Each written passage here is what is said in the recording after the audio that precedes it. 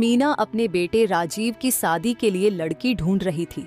मीना को राजीव के लिए एक संस्कारी, सुंदर और घर में काम करने वाली लड़की चाहिए थी।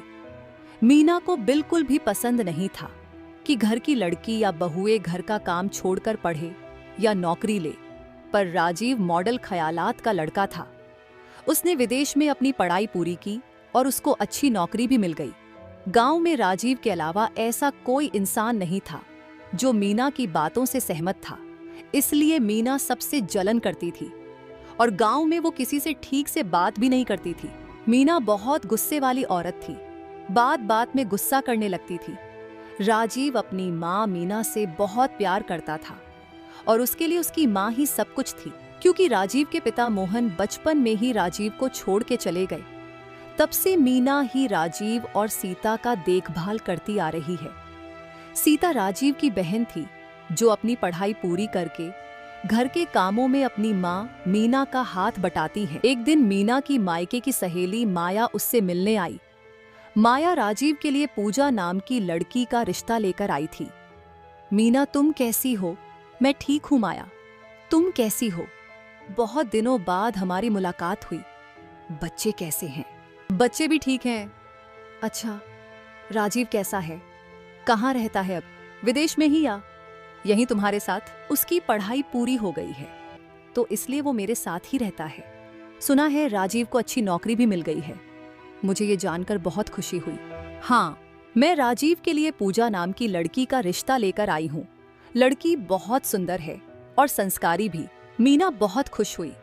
फिर एक पल के लिए शांत होकर माया से पूछी, हाँ वो तो ठीक है, पर वो शादी के बाद आगे पढ़ाई तो नहीं करेगी ना? तुम तो जानती हो मैं ऐसी लड़की नहीं चाहती हूँ अपने राजीव के लिए जो शादी के बाद पढ़े या नौकरी ले। सिर्फ घर के कामों में ध्यान रहना चाहिए उसका। नहीं नहीं, वो ऐसी लड़की नहीं है। बहुत अच्छा व्यवहार है पूजा का। मीना अपने बेटे राजीव की शादी पूजा से कराती है। मीना की जैसी सोच थी वैसी सोच पूजा की नहीं थी। वो भी राजीव की तरह ही मॉडल ख्यालात की लड़की थी। पूजा ये सबसे अनजान थी। उसे लगता था कि राजीव के तरह ही मीना का भी सोच होगा। शादी के बाद पूजा घर के कामों में लग गई। एक दिन पूजा मीना से पूछती है, माँ जी क्या मैं अपनी आगे की पढ़ाई शुरू कर सकती हूँ, क्योंकि मुझे आगे भी पढ़ाई करनी है। मीना गुस्से में बोली, क्या तुम्हें पढ़ाई करनी है? और तुम्हारी इतनी हिम्मत जो मेरे सामने आके पूछती हो, वो भी पढ़ाई करने के लिए? तुम एक बहू हो, तुम्हारे ऊपर घर की जिम्मेदारी है और तुम पढ़ाई करोगी। घर का काम कौन करेगा? मेरी बेटी और मैं। पूजा अचानक ये सब सुन के चौंक गई और वो डर भी गई थी। वो धीरे से बोली, नहीं माँ जी, ऐसी बात नहीं है। मैं अपनी पढ़ाई के साथ साथ घर का काम भी करूंगी। इसकी कोई जरूरत नहीं है। चुपचाप जाओ और रसोई में खाना बनाओ। पूजा वहां से बिना कुछ कहे चुपचाप चली जाती है। मीना गुस्से से बोली, जिसका डर था वही हुआ, पर मैं भी देखती हूँ कैसे यह लड़की मेरे खिलाफ जाती है। इधर पूजा रसोई में रो रही थी। उसे एक पल लग रहा था कि उसने बचपन से लेकर आज तक जितना सपना सजाया था सब चूर चूर हो गया। मीना हर दिन पूजा को वही कही बातों का ताना मारती थी। कभी उसके मायके को लेकर तो कभी उसको लेकर भला बुरा कहती थी। राजीव फिलहाल अपने गांव में नहीं था, वो किसी काम से बाहर गया था। इसीलिए मीना पूजा पर अपना रौब दिखाती, पर सीता सब कुछ जानती थी कि उसकी माँ मीना उसकी भाभी पर अत्याचार करती थी। एक दिन सीता की भी शादी हो गई। सीता अपने ससुराल चली गई। राजीव भी अपना घर आ चुका था। मीना राजीव के सामने पूजा को कुछ नहीं कहती, ऐसा व्यवहार करती जैसे मानो उसने कभी पूजा को सताया ही ना हो। पूजा भी बेचारी कुछ नहीं कर सकती थी। उसे अच्छी तरह से मालूम था कि अगर वो राजीव को मीना की सच्चाई बता भी दे तो राजीव को विश्वास नहीं होगा, क्योंकि वो अपनी माँ से बहुत प्यार करता है। वो ये सब के बारे में सोच भी नहीं सकता। एक दिन मीना की तबीयत अचानक बहुत खराब हो गई। राजीव ने डॉक्टर को बुलाया। डॉक्टर ने चेकअप किया। डॉक्टर ने राजीव से कहा, आपकी माँ की तबीयत बहुत खराब है। डॉक्टर साहब, ये सब अचानक कैसे हुआ? ये टेंशन या ज्यादा गुस्सा करने से हो जाता है कभी कभी। तभी साइड से पूजा धीरे से कहती है, जी हाँ माँ जी को गुस्सा बहुत जल्दी आ जाता है। गुस्सा सेहत के लिए हानिकारक होता है। राजीव ये सब बातों को अनदेखा कर डॉक्टर से कहा, डॉक्टर साहब मेरी माँ ठीक तो हो जाएगी ना? परेशान होने की कोई बात नहीं है, मैं दवाई दे देता हूँ, इनको समय समय पर देते रहिएगा। इनको बिना बात का गुस्सा या टेंशन लेने मना कीजिएगा, नहीं तो तबीयत और बिगड़ जाएगी। जी डॉक्टर साहब, धन्यवाद। जब तक मीना को होश नहीं आया, राजीव वहीं अपनी माँ के पास बैठा रहा। कुछ देर बाद मीना को होश आया। माँ, ये सब अचानक कैसे हुआ? पता नहीं बेटा, अचानक से सिर में दर्द होने लगा और मैं बेहोश होकर गिर गई। डॉक्टर ने कहा ये सब ज्यादा गुस्सा करने की वजह से हुआ है। मीना गुस्से से पूजा की ओर देखती है और बोलती है, नहीं बेटा, मैं क्यों गुस्सा करूंगी और किस पे करूंगी? माँ, आप झूठ मत बोलो, मुझे सब पता है। मीना को मन ही मन डर हो गया कि राजीव को सब पूजा ने बता तो नहीं दिया। माँ, आप अभी आराम करो, मैं बाहर से आता हूँ। ठीक है बेटा। जैसे ही राजीव बाहर चला गया, मीना ने गुस्से में पूजा को आवाज लगाई। पूजा दौड़ती हुई आई और बोली, जी माँ जी, कहिए, मेरे बेटे और मेरे बीच जो प्यार है वो सहा नहीं जाता ना तुझसे। माँ जी, क्या हुआ है? तूने राजीव को सब बता दिया ना? अब देख तेरा मैं क्या करती हूँ। पूजा रोती हुई बोली, माँ जी, मैंने इनको कुछ नहीं बोला है, आप मेरा विश्वास कीजिए। चल जा, अब यहाँ से तेरा चेहरा नहीं देखना। तभी सीता के ससुराल से सीता का फोन आया। मीना फोन उठाई और बोली, हेलो बेटा, कैसी हो?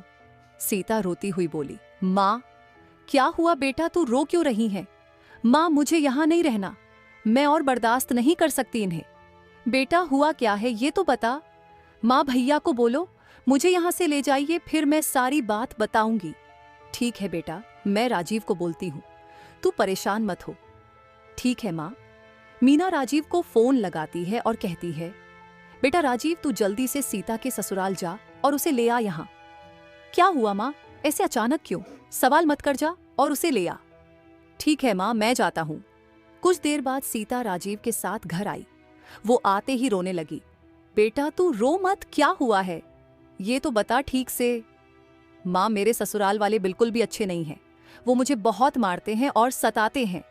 क्या उनकी इतनी हिम्मत जो तुझ पे हाथ उठाते हैं? ये सब बातें साइड में खड़ी पूजा चुपचाप सुन रही थी। सीता चुप होकर बोली, माँ, ये सब तेरे कर्म का फल मिला है मुझे। ये क्या बोल रही है तू बेटी? सच ही तो कह रही हूँ माँ, तुमने भाभी के साथ कितना बुरा बर्ताव किया है। आज से नहीं, जब से भाभी इस घर में आई है तब से आपने उन्हें चैन से खाना खाने भी नहीं दिया है। क्यों माँ, ऐसा क्यों करती हो तुम? खुद की बेटी पर हुआ तो बुरा लगा और दूसरे के बेटी के साथ ऐसा क्यों करती हो? सामने खड़ा राजीव को ये सब सुनकर आश्चर्य हुआ और पूछा, माँ, ये सब सीता क्या बोल रही है? आपने ऐसा व्यवहार किया पूजा के साथ? और पूजा, तुमने तो मुझे कभी कुछ नहीं बताया। सामने चुपचाप खड़ी पूजा ये सब बातें सुनकर रो रही थी। पूजा ने राजीव से कहा, मैं क्या ही बोलती, मेरे किस्मत में जो लिखा है वो तो होना ही था। मैंने माँ जी से बस इतना ही कहा था कि मुझे आगे की पढ़ाई शुरू करनी है। बस उसी बात को लेकर माँ जी मुझे आज ताना मारती रही। और इतना कहकर पूजा खूब रोने लगी। भैया, तुम्हें कुछ नहीं पता, तुम तो बाहर गए थे ना, मैं यहाँ थी, मुझे सब पता है। बेटा वो। तभी राजीव बोला, माँ, आपसे ये उम्मीद नहीं थी। हाँ, माना कि आपकी सोच अलग है, पर ये क्यों? किसी दूसरे घर की बेटी को शादी करके लाया इसलिए कि वह अपनी सास से डांट सुनती रहे। वह अपने घर से सब कुछ छोड़कर आती है और आप जैसी सास उसे ठीक से जीने भी नहीं देती। इतना कहकर राजीव चुप हो गया। राजीव की बात सुनकर मीना की आंखों में आंसू आ गए थे। पूजा, मुझे माफ कर दे बेटा, मैं नहीं जानती थी कि मुझे इतनी बड़ी गलती हो गई। बात जब खुद की बेटी पर आई तो मुझे बहुत बुरा लगा, पर मैं यह भूल गई थी कि मैंने भी यह पाप कर रखा है। आप माफी मत मांगिए माँ जी, आपको आपकी गलती का एहसास हो गया, यही बहुत बड़ी बात है। आप उस दिन मुझे डांटने के वजह मुझे पढ़ने से मना ही कर दिया होता तो आज यहाँ तक बात नहीं बढ़ती। सॉरी बेटा, मुझे बहुत पछतावा है इस बात का। और हाँ, तुम आगे की पढ़ाई शुरू करो बेटा, मैं तुझे मना नहीं करूंगी। यह सुनकर पूजा बहुत खुश हुई। सामने खड़ा राजीव भी यह सब देखकर बहुत खुश हुआ। इस कहानी से हमें यह सीख मिलती है कि हमें जीवन में ज्यादा गुस्सा नहीं करनी चाहिए। गुस्सा हमारे जीवन के लिए हानिकारक होता है तथा हम जैसा काम करते हैं वैसा ही हमारे साथ होता है। जैसे कहानी में मीना अपनी बहू पर अत्याचार कर रही थी, तो उसकी बेटी सीता के साथ भी ऐसा ही हुआ।